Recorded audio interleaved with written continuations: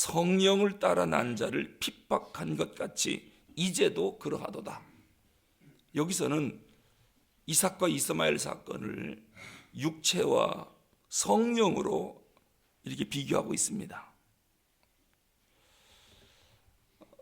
이삭이 출생하기 전에는 이스마엘이 어떠한 사람인가 이스마엘의 정체를 잘 몰랐었습니다. 그런데 이삭이 태어나자 이스마엘이 시기가 있고 질투가 있고 이삭을 못 살게 희롱하고 이러한 사람이라는 것을 이삭이 태어나면서 알게 된 거죠. 그래서 둘 사이에 갈등과 그래서 이 집안이 어둠이 찾아오게 된 것입니다. 자, 이것이 우리 그리스도인의 삶에서 어떻게 비교가 되느냐면요, 내 안에 이스마엘적 요소가 있고 이삭적 요소가 있다는 거예요. 우리 몸 안에 나는 한 인격체인데 이 인격체 안에 두 사람이 있다는 겁니다. 그런데 우리가 성령으로 거듭나기 전에는 내가 이렇게 추한 사람이라는 거, 이스마엘과 같은 사람이라는 걸 몰라요. 다 의로운 것 같고 괜찮은 사람인 것 같고 그냥 법 없이도 살 사람처럼 착한 사람 같고, 그러니까 자기가 죄인이라고 하는 의식이 전혀 없습니다.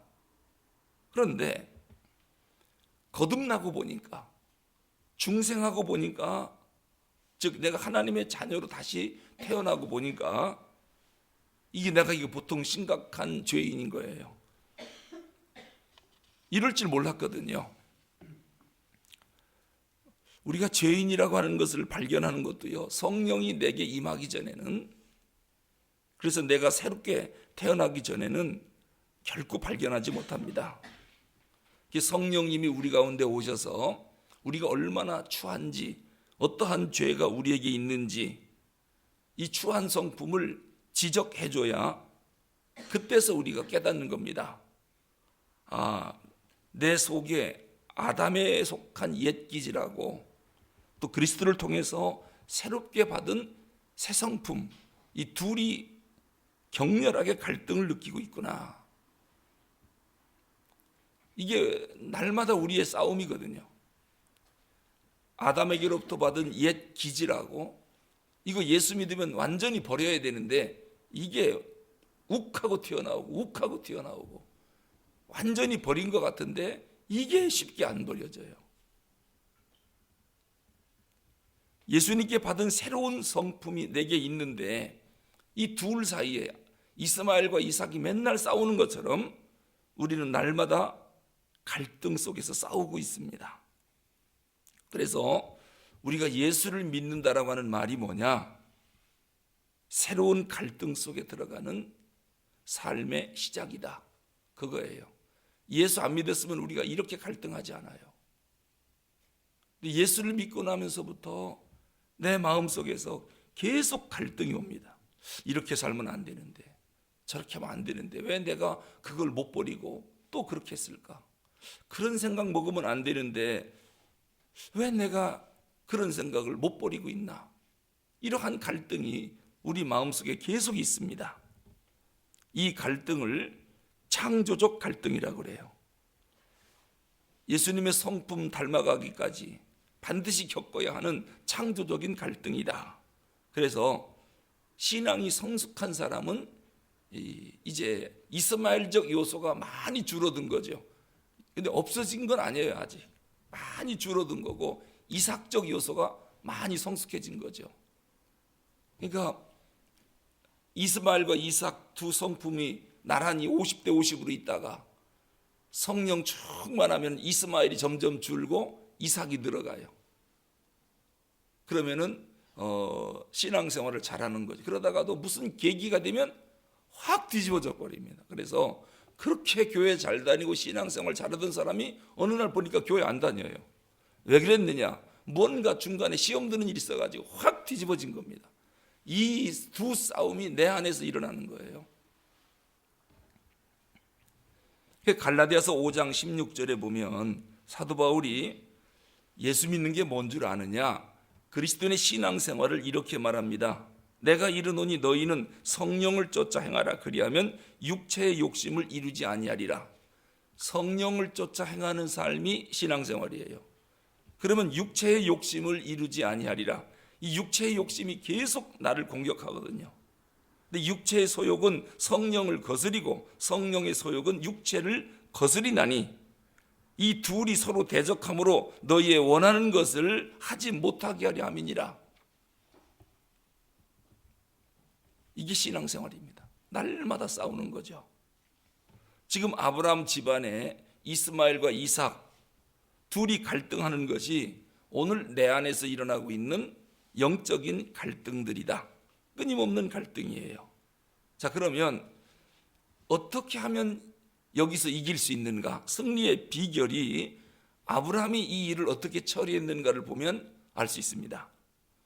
아브라함은 이스마엘과 이삭이 계속 갈등을 느끼니까 둘 불러다 놓고 형제간에 사이좋게 지내라 하고 권면했다든지, 사이좋게 지내는 법 무슨 방법을 알려줬다든지, 어디 인격을 교정하는 센터에 보내서 뭐 훈련을 받게 했다든지, 이래서 두 형제를 화해시켰다, 그렇게 말하지 않아요. 방법은 이스마엘을 내쫓아 버렸습니다. 그러자 그 집안의 문제가 해결됐습니다. 옛성품과 새성품, 이건 둘이 함께 공존할 수가 없거든요. 육으로 난 자와 성령으로 난 자 함께 공존할 수가 없어요. 왜? 맨날 충돌이거든요. 맨날 싸웁니다. 아무리 교육을 시켜도 둘이 공존할 수가 없습니다. 방법은 옛 것을 내쫓아버려야 이 가정에 평화가 오는 거고 내 마음에 평화가 오는 것입니다. 자, 여러분, 교육이 뭡니까? 교육. 이 도덕이 제시하는 인간 변화의 방법이 뭐냐면요, 우리 안에 있는 이 낡은 성품, 옛 성품, 이것을 잘 다스려서 보다 나은 인간이 되게 만들어준다. 이걸 교육이라고 그래요. 이게 도덕 교육입니다. 이 냄새나는 나의 옛 성품을 잘 다스리게 해서 좀 훌륭한 성품의 인간으로 만들어준다. 이게 교육인데, 이 우리 안에 있는 잘못된 성품, 옛 성품이 인간 결심, 어떤 세미나 듣고 교육받고 그래서 개조가 되고 완전히 변화가 오느냐? 교육학자들은 가능하다고 하는데 이건 불가능한 일입니다. 이게 가능하다면 국민학교도 못 나온 사람은 맨날 못된 짓 하고 다녀야 되죠. 교육을 못 받았으니까 성품이 나쁠 수밖에 없지요. 대학을 나오고 특히 인류대학 석박사까지 받은 사람들은 거의 천사 수준까지 가야지. 왜? 그 많은 교육을 받았으니까요. 그런데 이 사회를 진짜 힘들게 하고 어렵게 하는 사람들은 못 배운 사람이에요? 잘 배운 사람들이에요? 이거 보세요. 그러니까 교육 갖고 안 되는 거예요. 오히려 고도의 지능을 갖고 더 못된 짓을 하고 국가를 곤경에 빠뜨리고 서민들 힘들게 만드는 것이 잘 배운 몇몇 사람들이거든요. 훌륭한 인격이 과연 가능할까? 인간 개조는 학교 교육 갖고는 안 된다는 거예요. 계몽하고 계도한다고 되는 게 아니다. 우리 안에 있는 부패한 성품, 이것을 쫓아내기 전에는, 뽑아버리기 전에는 인간 개조가 안 일어난다는 겁니다. 그래서 이스마엘과 이삭은 공존이 안 됩니다. 그래서 아브라함이 이스마엘을 내쫓아버린 겁니다. 이삭과 이스마엘을 분리시켰습니다. 이거 분리시키지 않고는 승리할 수 없다. 이 분리가 답입니다. 그래서 성경은 그것을 옛사람을 벗으라, 그렇게 말을 해요. 옛사람을 벗으라.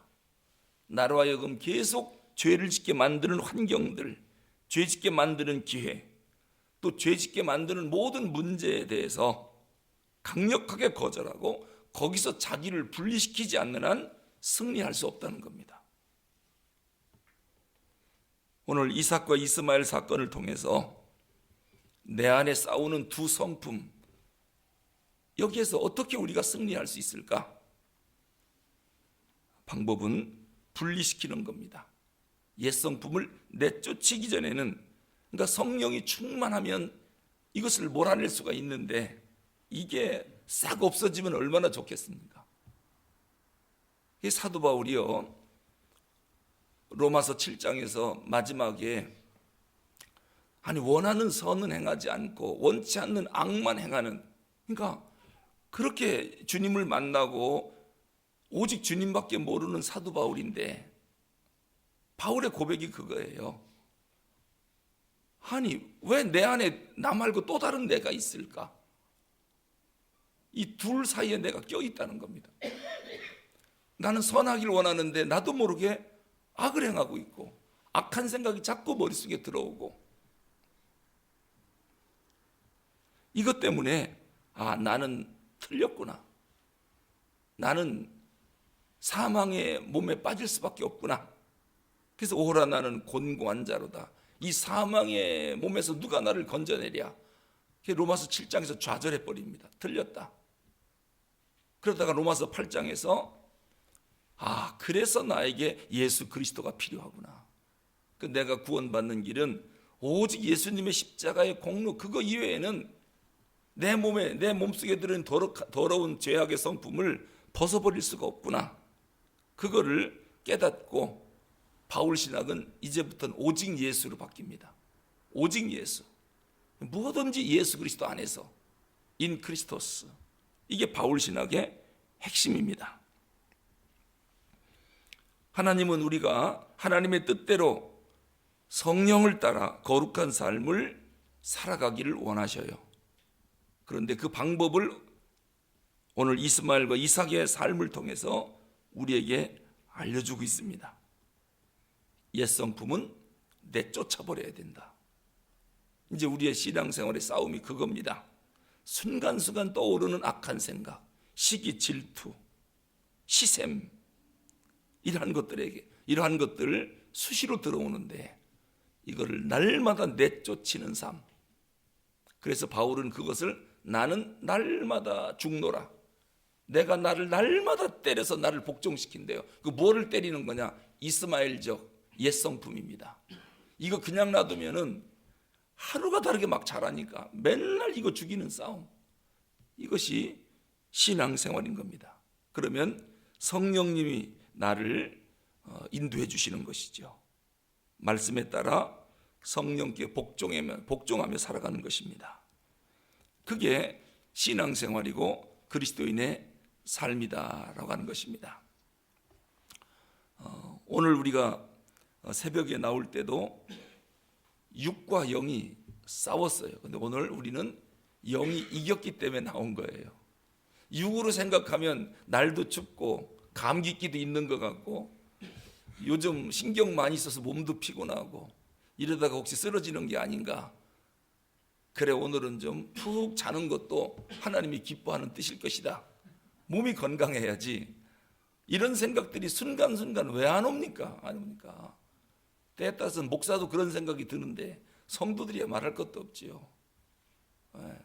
그러나 그러면 안 되지. 그리고 그냥 추스리고 그냥 벌떡 일어나서 주님 앞으로 달려나와 또 기도하는 거 아닙니까? 근데 여기에서 지면 이제 쓰러지는 것이죠. 이 기도 생활도 날마다 싸움입니다. 왜요? 육은 하기 싫어하거든요. 하루에 1분, 2분도 기도하기 싫어해요. 육은. 이게 이스마엘이라 그래요. 근데 이삭은 날마다 깨어 기도해라. 순간순간 기도해라. 근데 우리가 알고 있습니다. 이 두 사이에 싸우는데 우리가 불행하게도 날마다 이삭이 이스마엘한테 두드려 맞아요. 맨날 맞아요, 이삭이. 그래서 내 안에 평화가 없는 것입니다. 이 갈등이 있으니까요. 그래서 아브라함이 해결하는 방법으로 이삭을 위해서 이스마엘을 내쫓아 버린 거예요. 그랬더니 그 가정에 드디어 평화가 오는 거예요. 그러니까 갈등 느끼지 않는 방법. 나는 그냥 새벽 기도는 개근이다. 죽으나 사나 개근이다. 감기야 까짓 거. 너랑 나랑 기도 생활과 무슨 상관이냐. 바쁜 것도 필요 없다 하고 아예 이겨버리면 속이 편해요. 그런데 이거 생각하고 저거 생각하고 모든 거 따지면은 우리가 기도 생활 할 수가 없습니다. 이러한 계속적인 갈등이 날마다 우리에게 있다라고 하는 거예요. 이것이 신앙생활이에요. 효과적인 신앙적인 삶이 어떻게 이루어지고 있는가, 오늘 본문에서 우리에게 교훈해 주고 있는 것입니다. 기도하겠습니다.